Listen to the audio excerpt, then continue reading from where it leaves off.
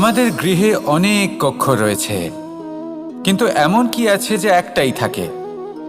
আমাদের গৃহের দ্বার। এমন কেন হয়?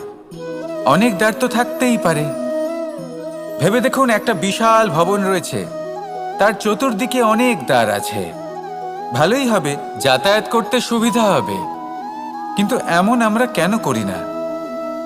এবার আপনি বলবেন যে এটার উত্তর তো সহজ। যতগুলো দ্বার থাকবে ততজন দ্বারপালও থাকবে।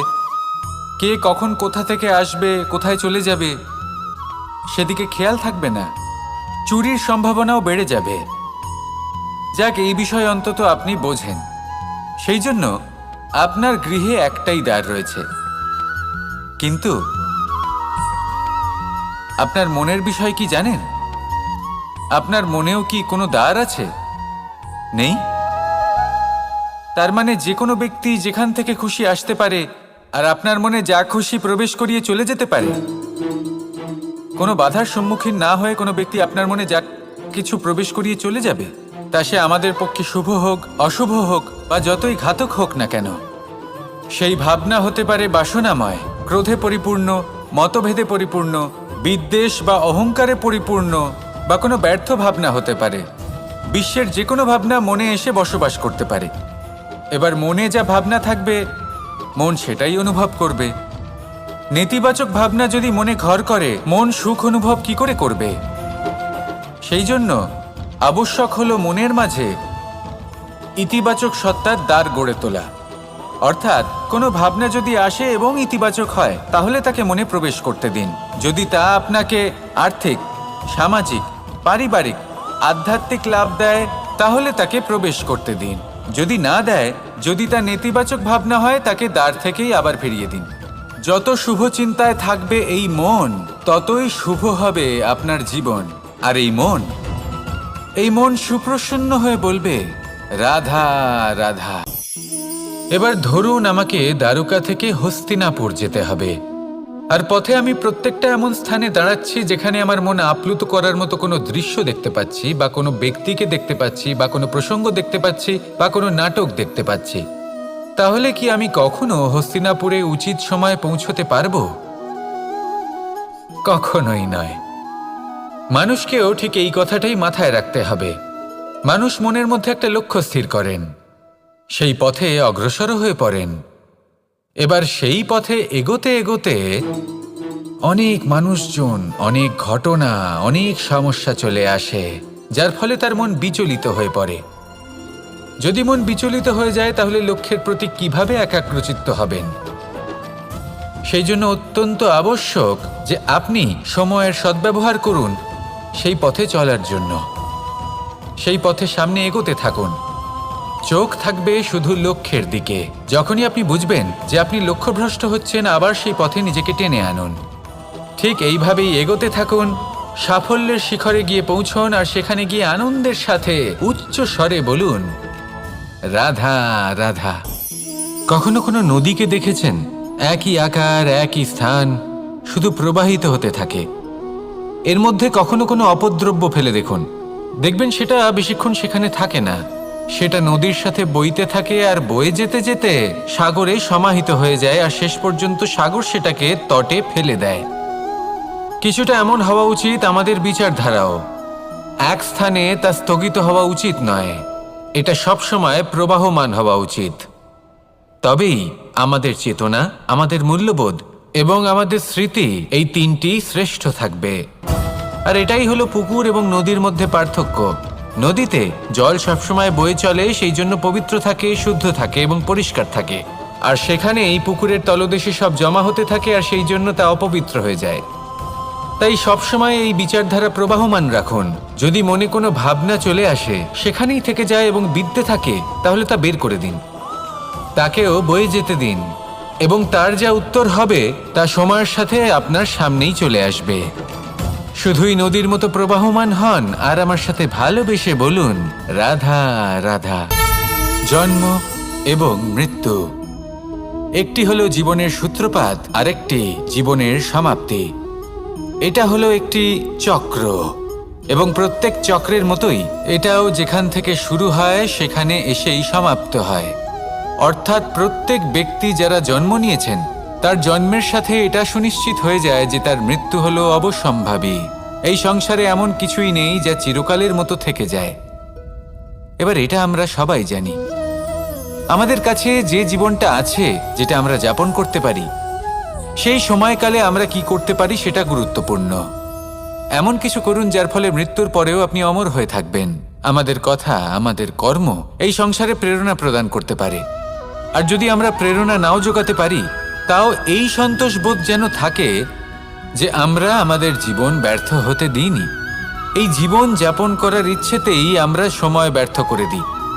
আর এই জীবনকে যাপন করার সর্বশ্রেষ্ঠ উপায় হলো এটাই যে কখন আমাদের মৃত্যু হবে, কিভাবে আমাদের মৃত্যু হবে, এই চিন্তা ত্যাগ করে যেন আমরা বর্তমানে বেঁচে থাকি, আজকে বেঁচে থাকি, আজকে দাঁড়িয়ে কর্ম করি এবং আজ যে সংকট সামনে তার সম্মুখীন হই। ভবিষ্যতের পথ নিজে থেকেই উন্মুক্ত হবে। আপনার জীবনে অনেক বড় বড় বিপদরূপী পাথর আসবে। সেই পাথরগুলিকে এতটাই দুর্বল করে দিন যাতে সেই পথ আপনি অগ্রসর হওয়ার পরে আপনার পেছন পেছন যে সেই পথ দিয়ে আসবেন তিনিও যেন সহজেই পাথর চূর্ণ করে সামনে অগ্রসর হতে পারেন। মনে রাখবেন, আপনার প্রচেষ্টারও একটা মাহাত্ম্য আছে। যদি আপনি কোনো কেল্লার শিখরে পতাকা উত্তোলন নাও করতে পারেন, তাহলেও আপনার প্রচেষ্টার যে মাহাত্ম্য তা কখনো কমে যাবে না। সেই জন্য প্রচেষ্টা করতে থাকুন আর আমার সাথে ভালোবেসে বলুন, রাধা রাধা। শব্দ শব্দ আসলে কি? শুধুই কয়েকটি অক্ষরের সমষ্টি, নাকি আমাদের বাণী? এই শব্দ এমন এক শক্তি যা কাউকেই নিজের বশবর্তী করে ফেলতে পারে।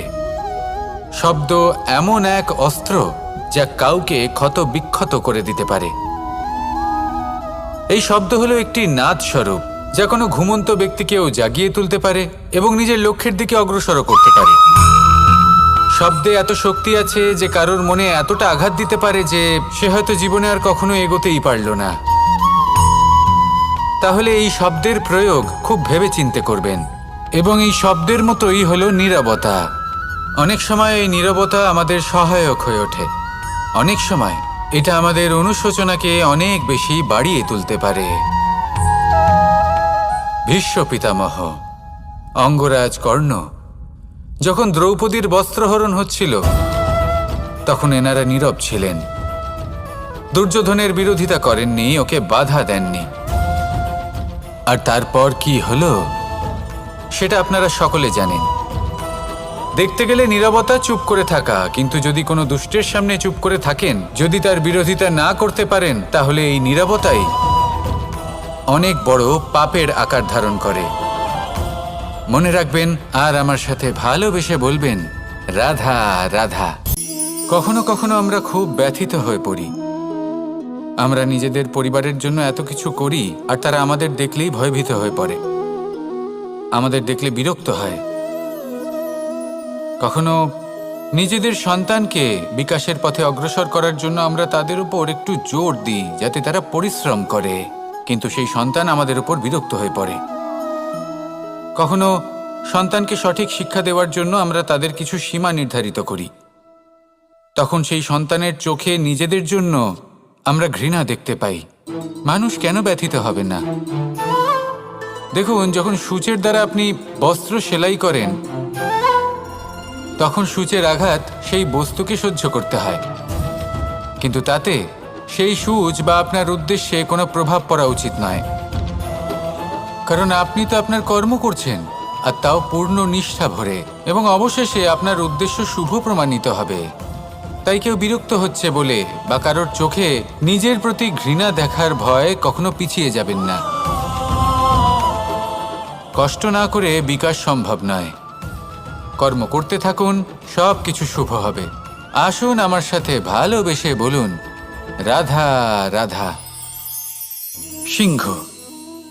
কথায় আছে সিংহ হলো বনের রাজা, কিন্তু যখন সিংহের তথা বনের রাজার খিদে পায় তখন তাকেও বাইরে এসে কর্ম করতে হয়। কোনো হরিণ নিজে সিংহের সামনে এসে এটা বলে না যে, আরে আপনি হলেন বনের রাজা, আপনি আমাকে ভোজন রূপে গ্রহণ করুন, আমি নিজের প্রাণদান করতে প্রস্তুত রয়েছি। এমন তো কখনোই হয় না। সিংহকে গুহা থেকে বাইরে বেরোতেই হয়, বনে ঘুরে বেড়াতে হয়, ধৈর্য ধরতে হয়, বিভিন্ন ধরনের পরিশ্রম করার পরেই তার ক্ষুধা নিবারণ হয়। হরিণ নিজে থেকে তার কাছে চলে আসে না। সেইভাবেই জীবনে কি সাফল্য আমাদের কাছে নিজে থেকে হেঁটে আসে? কখনোই আসে না। ততক্ষণ আসে না যতক্ষণ না আমরা পরিশ্রমের পথে চলা শুরু করছি। পরিশ্রম করতে থাকুন, এই পরিশ্রমের পথে অগ্রসর হতে থাকুন। যতক্ষণ আপনি পরিশ্রমের পথ ধরে এগোতে থাকবেন, সাফল্য আপনার কাছে আপনা আপনিই চলে আসবে। তাহলে জীবনে নিরন্তর প্রয়াস করুন, পরিশ্রম করতে থাকুন, সাফল্য লাভ করুন, আর আমার সাথে ভালোবেসে বলুন, রাধা রাধা। ক্রোধ আপনার অন্তরের আরও একটা শত্রু। এই ক্রোধ আসলে কি? আপনার মনের এক ভাবনা, যা আপনার মনেই উৎপন্ন হয়। এই মন আত্মার সাথে যুক্ত থাকে।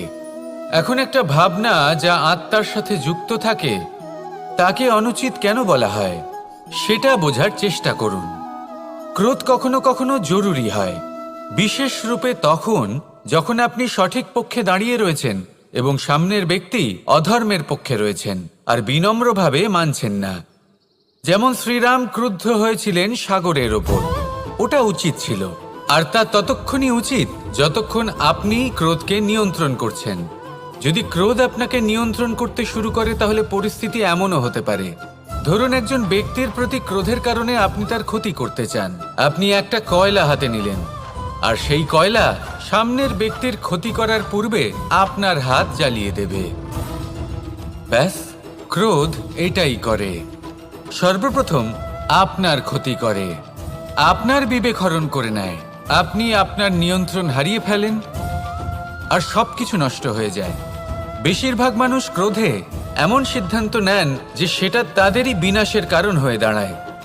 আর কিছু মানুষ বলেন যে আমাদের জীবনে এত যন্ত্রণা আছে, এত সংকট আছে যে ক্রোধ উৎপন্ন হবেই। আর এরকম সময় এটাই উচিত হবে যে আপনি নিজেকে ক্রোধের থেকে দূরে রাখুন আর তারপর সমস্যার নিবারণ করুন। আর এই নিবারণই আপনার জীবনকে একটা শ্রেষ্ঠ স্তরে পৌঁছে দেবে। তাহলে ক্রোধ থেকে দূরে থাকুন, সুপ্রসন্ন থাকুন, আর আমার সাথে ভালোবেসে বলুন, রাধা রাধা। বর্ষা কখনো অনুভব করে দেখেছেন এই বর্ষা?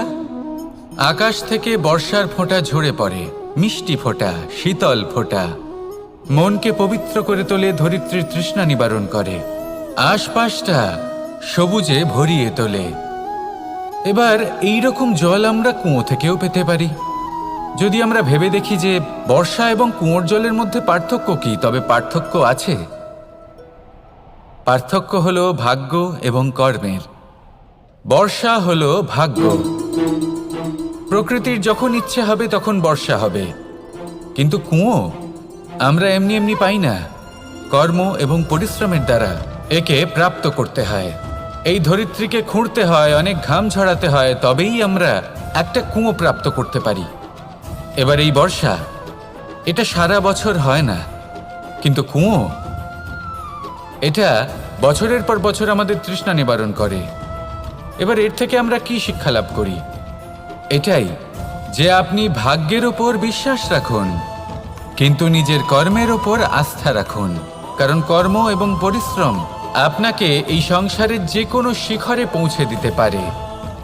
তাহলে নিরন্তর প্রয়াস করুন, কর্ম করুন, আর আমার সাথে ভালোবেসে বলুন, রাধা রাধা। এই সংসারে বড়ই বিচিত্র এক শব্দ আছে, মূল্য। এর প্রয়োগ আমরা জীবনেও করে থাকি, আবার ব্যবসাতেও করে থাকি। একজন উদ্যোগপতি সবসময় বলেন, ব্যবসার মূল্য সবসময় উচ্চমান হওয়া উচিত, তাতে লাভ বেশি। অন্যদিকে আরেকজন ব্যক্তি যিনি পরোপকারী, যিনি ঈশ্বরের দর্শনের অভিলাষী, তিনি বলেন জীবনের মূল্য সবথেকে উচ্চমান হওয়া উচিত। অনেক সময় মানুষ কি করে থাকেন, ব্যবসার এই মূল্য তা উচ্চতার শিখরে পৌঁছানোর লোভে জীবনের মূল্য নামিয়ে ফেলেন। যেখানে এই সমগ্র সংসার প্রেমের দ্বারা চালিত হয়, প্রেমই হলো এই সংসারের আধার। এবার যদি আপনি প্রেম করতে শিখে যান, তাহলে ব্যবসাতে নিশ্চিত রূপে লাভের সাথে সাথে কীর্তি এবং যশ লাভও করতে পারবেন। তা আমি নিশ্চিত রূপে বলতে পারি, কারণ ব্যবসাতে ওঠা নামা এসব চলতেই থাকে। জীবনকে আপনি যদি একবার উচ্চতায় নিয়ে যেতে পারেন, তাহলে তা কখনোই নামবে না। আসুন আর আমার সাথে ভালোবেসে বলুন, রাধা রাধা। এই সংসারে এমন কোন আবেগ আছে যা সবসময় কটু বলে মনে হয়, কিন্তু সবার শেষে এটি সব থেকে বেশি মধুর উপলব্ধি প্রদান করে, সব থেকে বেশি মধুর অনুভূতি প্রদান করে। উত্তর পেলেন? পেলেন না? আপনাকে একটা উদাহরণ দিই। যখন মাতা সীতাকে অপহরণ করা হয়েছিল, তখন শ্রীরাম অপেক্ষা করেছিলেন 4 মাস পর্যন্ত। উনি খুঁজতে চেয়েছিলেন, কিন্তু উনি ওনার খোঁজ বন্ধ রেখেছিলেন। কল্পনা করে দেখুন ওনার কতটা যন্ত্রণা হয়েছিল। উনি শুধু অপেক্ষা করছিলেন, কারণ তখন বর্ষা ছিল। অনেক দিন পর্যন্ত সূর্যের আলো দেখা যায়নি। উনি জানতেন এরকম সময় বানর সেনার পক্ষে বনের মধ্যে পথ খোঁজা খুবই কঠিন কাজ হবে। সাগর পার করা অত্যন্ত কঠিন হয়ে দাঁড়াবে। তারা হয়তো বনের মধ্যে পথ হারিয়ে ফেলবে। উনি অপেক্ষা করলেন, আর এই অপেক্ষার ফল হিসেবে উনি কি লাভ করলেন? সাগরে সেতু নির্মাণ করলেন এবং মাতা সীতাকে সসম্মানে আবার ফিরিয়ে আনলেন। যদি শ্রীরাম অপেক্ষা না করতেন, তাহলে হয়তো এই সব কিছু কখনোই সম্ভব হতো না। এটাই হলো শক্তি ধৈর্যের। এটাই হলো আমাদের কাছে শিক্ষা। এই ধৈর্যই প্রত্যেকবার আমাদের অত্যন্ত কঠিন বলে মনে হয়। ধৈর্য ধরা অত্যন্ত কঠিন, কিন্তু অবশেষে এটাই সব থেকে শ্রেষ্ঠ ফল দান করে, সব থেকে মধুর উপলব্ধি, সব থেকে মধুর অনুভূতি প্রদান করে। তাই ধৈর্য ধরে থাকুন, সব কিছু শুভ হবে। আর তখন এই মন প্রফুল্ল হয়ে বলবে, রাধা রাধা।